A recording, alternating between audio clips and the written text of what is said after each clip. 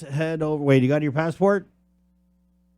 Okay, good. Let's head over to the CNMI where Tomas Manglona, our regional correspondent, is standing by live from Saipan. Tomas, good morning.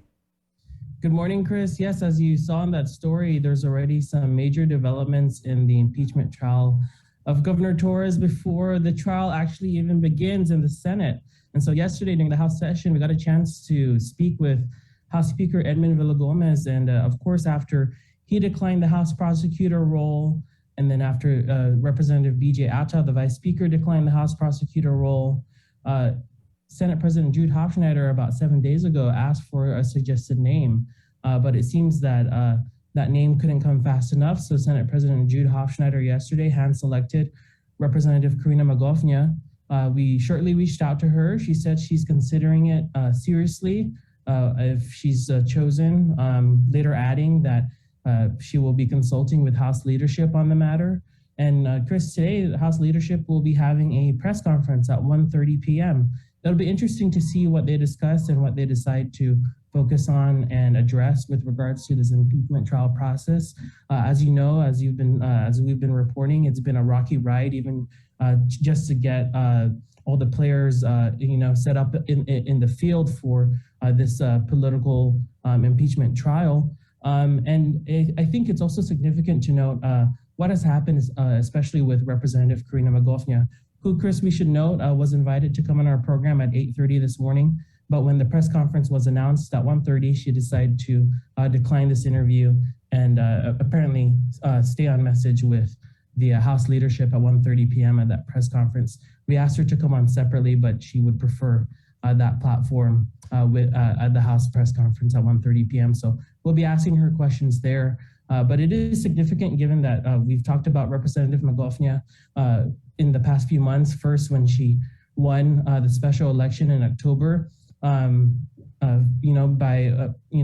pretty much a landslide with about 60% of the votes. And then just in the past few weeks, she decided to make it public that she's no longer running as a Democrat and that she'll be running as an independent.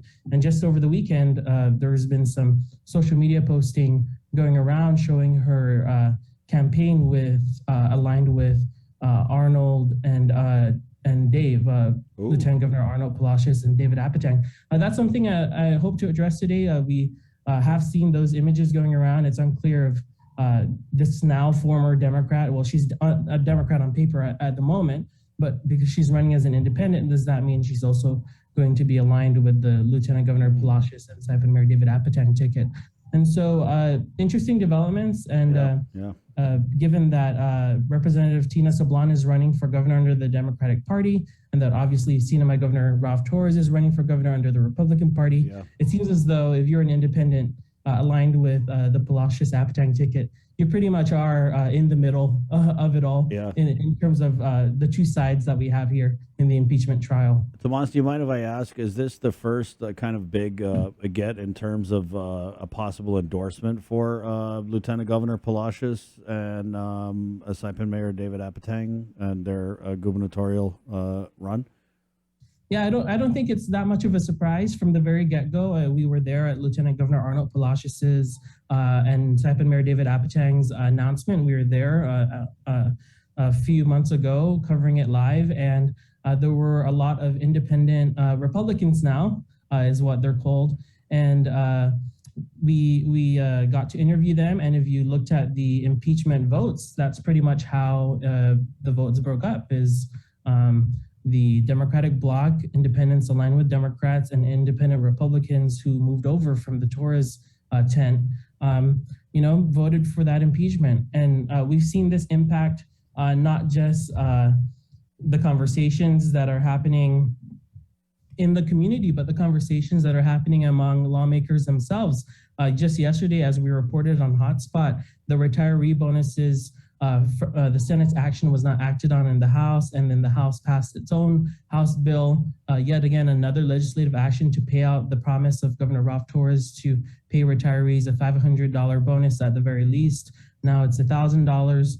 And so we're seeing that the Senate and House just simply aren't talking to each other. I'm not sure if it's just as simple as that, but Uh, uh, for instance, yesterday on record during our conversation with the House Speaker, he told us, there was no official communication from the Senate for us to suggest a name. So what he was planning to do was to suggest a name for the House prosecutor and attach to it the press release that the Senate president sent to the media calling for the House to suggest a name. So there was no formal process, according to the House Speaker, for the Senate president to request who would be the House prosecutor.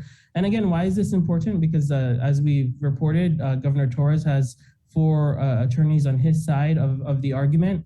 And as some lawmakers in the House pointed out, lawmakers aren't attorneys, yet they're going to have to be brought on to this role to, again, prosecute the case as a House prosecutor.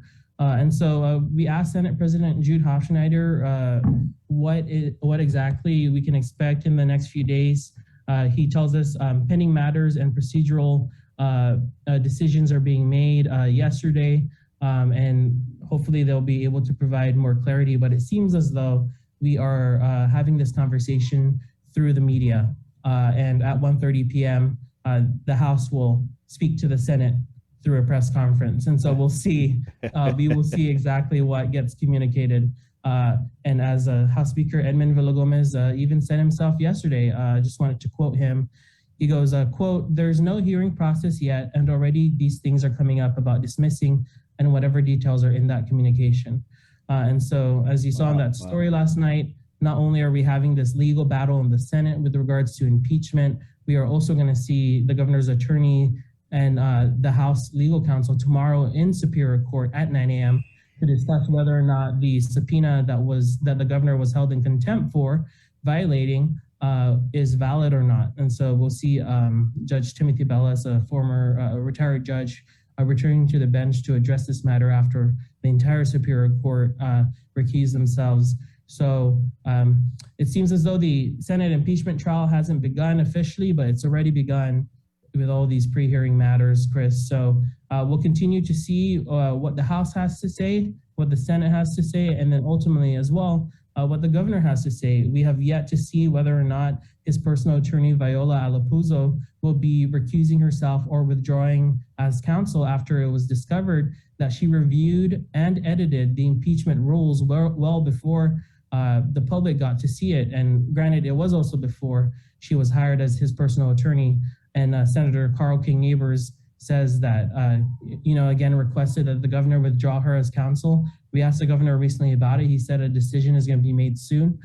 So we'll have to also follow up on that to see whether or not Attorney Viola Alapuzzo remains on the case given her past involvement and conflicts.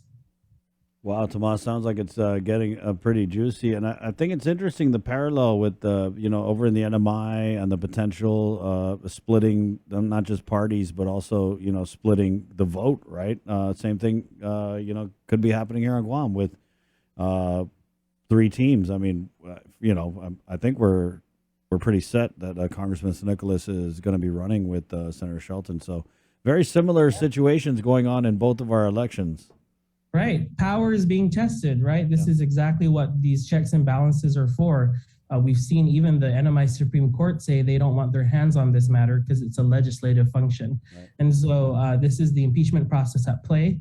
And as we should note, this is the second impeached governor, but this is the first governor to undergo a Senate impeachment trial, and all in the past decade, just in the past decade, Chris. So we'll see if we're going to get it right and be able to do this without maybe biting each other's heads off politically.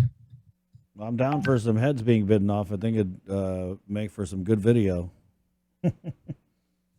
Figuratively, we'll see what the response is today at 1:30. We will be streaming that live on our Facebook page at 1:30 p.m. We'll be at the Sinamay House to get the response from lawmakers on the Senate impeachment development. Thank you, Tomas. Thanks, Chris. All right, there you go. Tomas Manglona, eating a lot of good food over there in the NMI for us here on Guam. It's